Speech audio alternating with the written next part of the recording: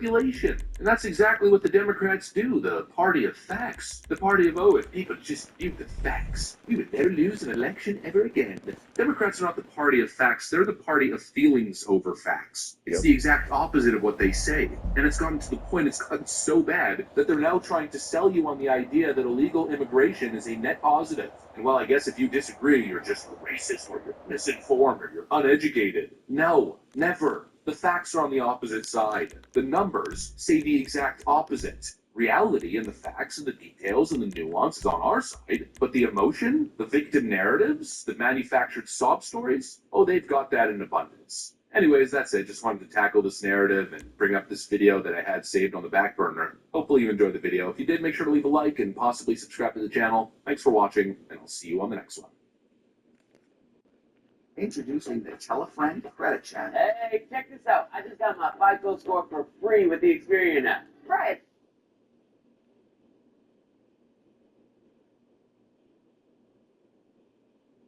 It's time for Lefties Losing It. Let's start with just how nasty, bitter, and full of hate the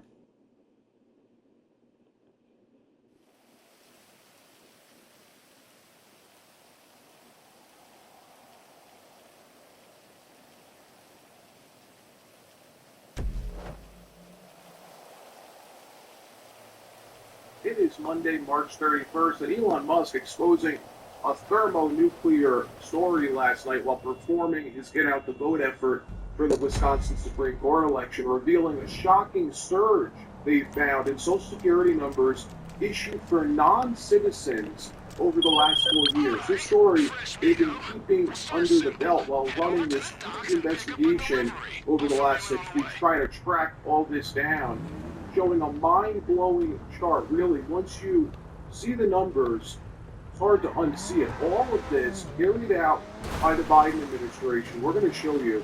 Also, it turns out Zelensky is at the end of his rope. Both Trump and Putin releasing statements yesterday that don't look good for Volodymyr. We're going to show you that. And more stories as well from around the country, including a stunning amount of new revenues Trump's tariffs are already bringing in. But before we get started, thank you for liking and sharing these videos. It really helps out the channel. And consider subscribing so you don't miss these regular updates. Elon Musk revealing shocking numbers of fraud his team uncovered 6 weeks ago and had been working with the Homeland Security Investigation Service.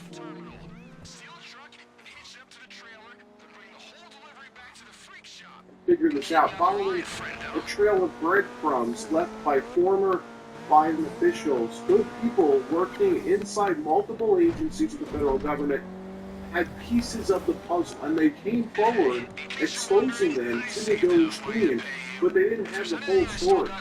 They've been traveling from the Social Security Administration to the border to Medicare, Medicaid, Homeland Security, and they've done it, tracking the real reason why the Biden administration purposely allowed 10 plus million illegal aliens in over the last 4 years and turned the dial on free benefits all the way to the max for these 10 plus million illegals. Musk and his friend Antonio Gracias, longtime investor at Tesla and SpaceX, someone Musk trusts, joined the effort to figure this out. Well, he was on stage with Musk explaining last night what their investigation has uncovered, revealing a chart that just blew the crowd away, showing a surge in Social Security numbers issued to non-citizens. Get this, in 2021, there were 270,000 non-citizens with Social Security numbers. By 2024, that number ballooned to 2.1 million. A mind-blowing chart. How do illegal aliens have legitimate Social Security numbers?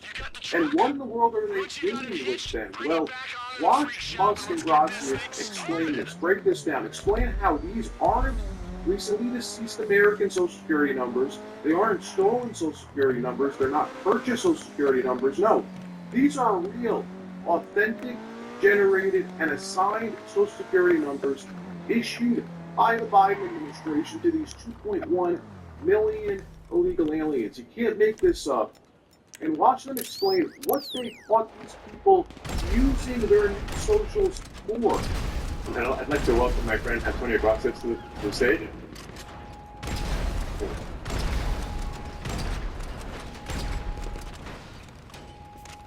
Thanks, sir. Does it work? I can give you mine. Yeah. Does it work? It'll be okay.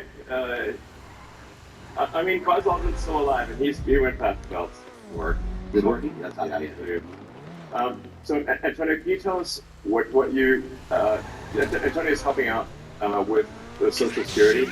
So just trying to review Social Security, where you may have heard that we found 20 million dead people marked as alive in the Social Security database. This is so crazy.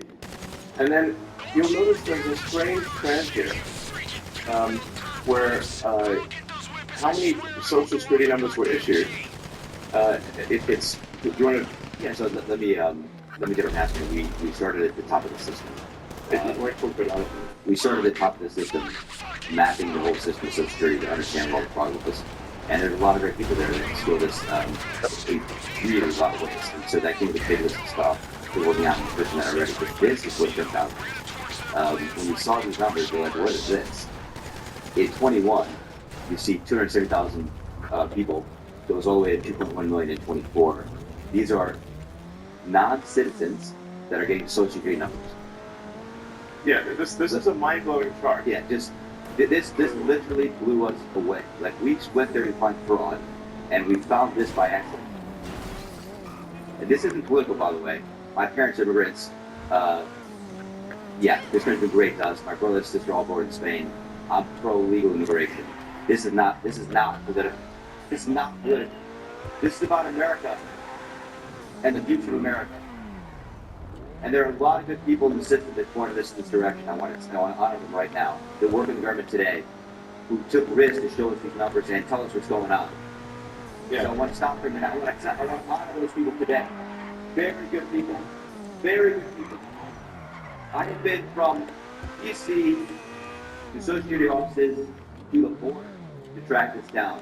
Very good people helped along the way. I want to thank them. Yeah. This number, what this is when you come to the country, if you're illegal, there's a couple ways to come in. You come in through port of entry, and you can tell them you're afraid. They'll give you an asylum case. You get an interview, then you get in. That's one way to do it.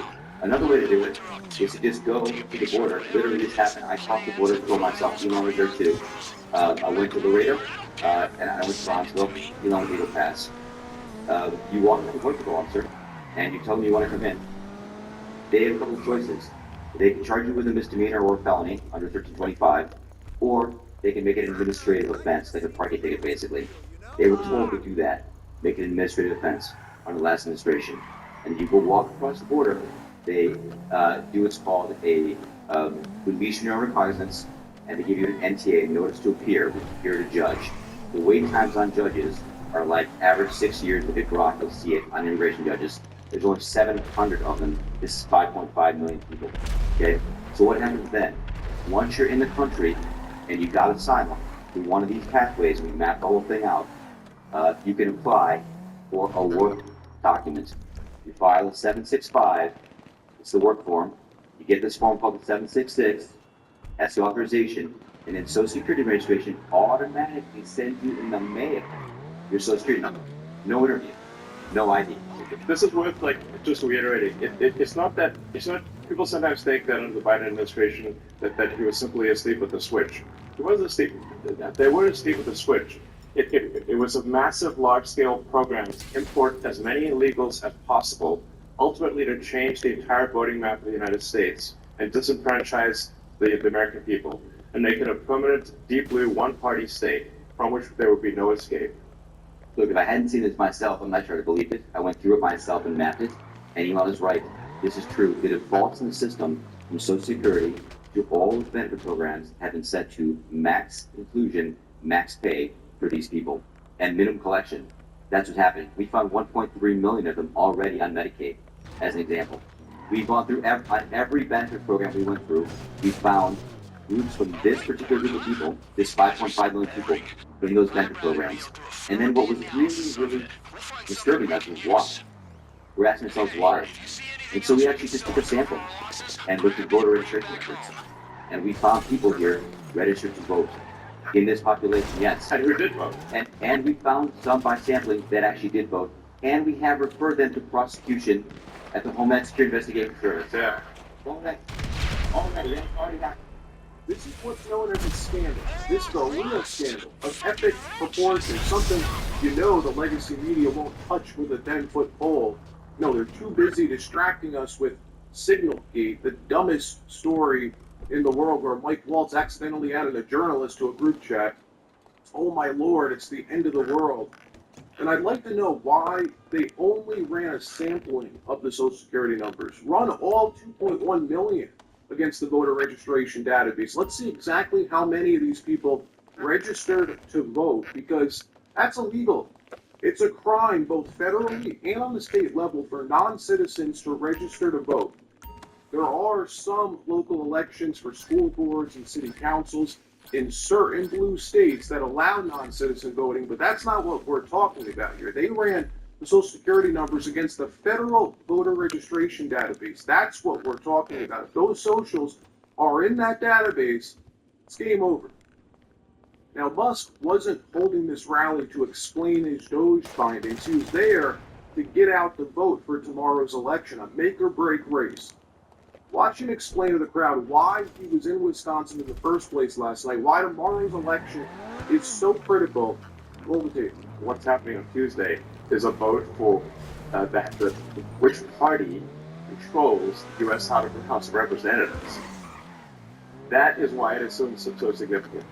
And whichever party controls the House, it to a significant degree controls the country, which then steers the course of Western civilization. So it's like, I feel like this is one of those things that may not seem that it's going to affect the entire destiny of humanity, but I think it will. Yeah. And so,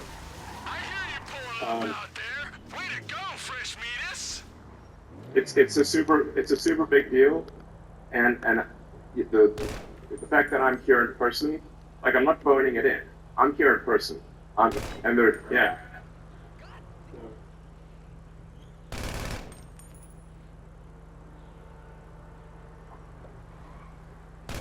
And there were quite a few death threats, I have to tell you.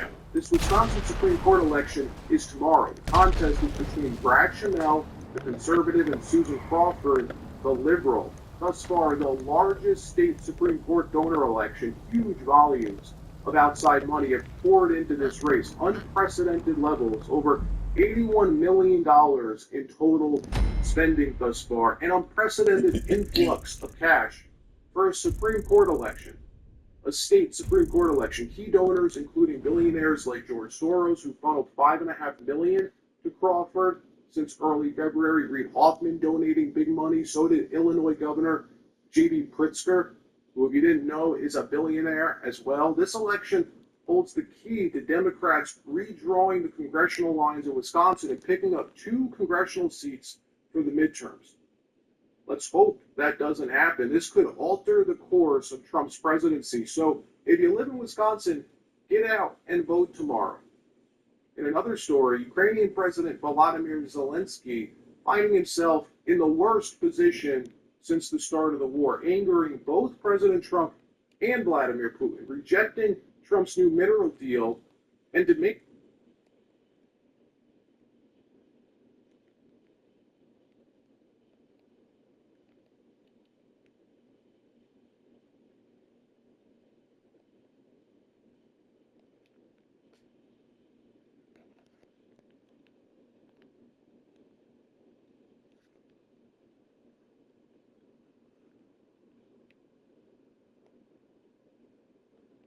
in for Martha McCallum in Washington, D.C., and this is the story. NASA astronauts Butch Wilmore and Sunny Williams speaking publicly back home after their 8-day mission turned into 9 months in space. They made their way back to Earth in one of Elon Musk's SpaceX capsules about 2 weeks ago. Here they are in their first sit-down interview with our own Bill Hemmer. What would you like to say to President? Man, I don't hear that bullshit. We never went to the motherfucking moon. And these people playing us like we did.